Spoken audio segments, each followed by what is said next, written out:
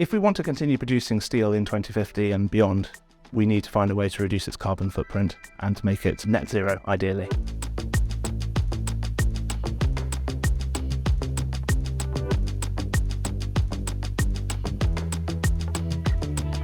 So there are a few chemicals that you can make that have very similar characteristics to the conventional liquid fuels. There are direct analogies to petrol and to diesel. Our particular interest in the Sustain project is a form of diesel, and I call it sort of the autogas version, but for diesel. So it burns very, very cleanly. There's no carbon-carbon bonds in it, so it can't make soot. But also we can make it from carbon dioxide.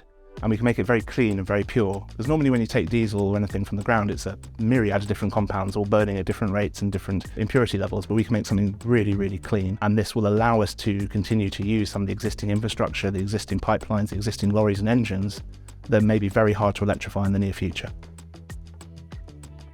If you think about CO2 in the steel industry, CO2 is one of the byproducts, and at the moment it's classed as a waste.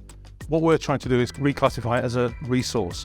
So every time we produce carbon dioxide, that's one atom of carbon which would otherwise have to come out of the ground that we are putting back into the value chain. So making a fuel that doesn't contain new fossil carbon, but making a fuel that is recycled around a new carbon cycle. Where we are in the UK with regard to carbon capture and utilisation is that we're making synthetic fuels, we're making aggregates to use in building projects, we're making building materials.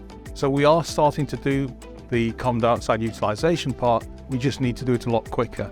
I think Sustain is a way of accelerating that development. So working with the steel partners is really important.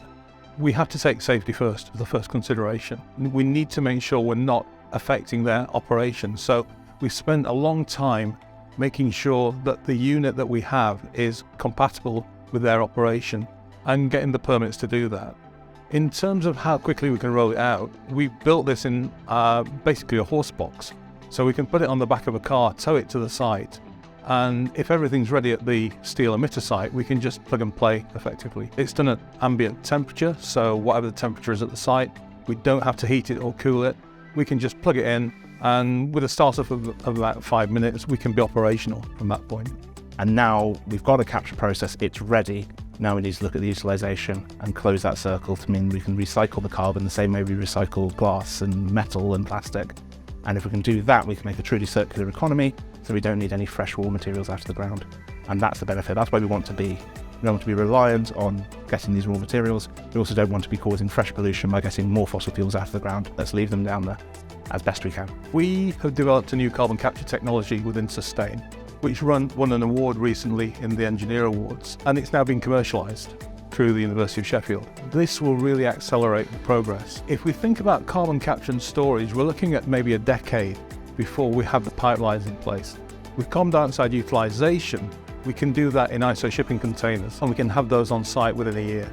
If we look at the full supply chain, we could, in theory, reach a point where steel is the byproduct of synthetic fuel manufacture, for example. So this is really accelerating forward.